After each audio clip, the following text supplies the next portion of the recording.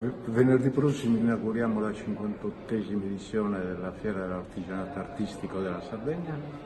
Il 27, il giorno dopo, dalle 10 alle 21, orario continuato, sarà aperto tutti i giorni fino al 1° settembre, domenica 1° settembre. Sono 40 giorni di esposizione dell'artigianato artistico della Sardegna.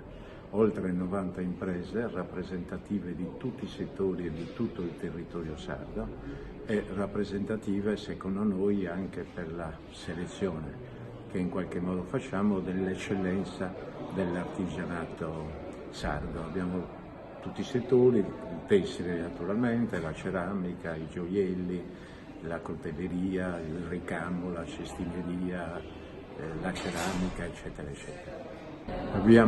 Siamo in continua ascesa dall'edizione numero 50, l'edizione numero 50 che fra l'altro inaugurammo con Paolo Fresu, che quell'anno compiva 50 anni.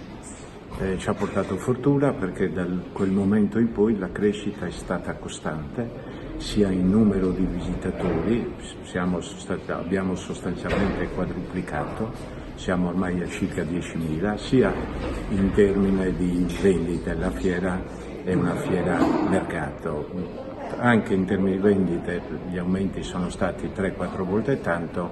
C'è una parte, la più significativa delle vendite, che sono i contatti che vengono in fiera e che poi si realizzano in contratti, in acquisti nei laboratori dagli artigiani, quando l'acquirente decide cosa scegliere di quello che acquista.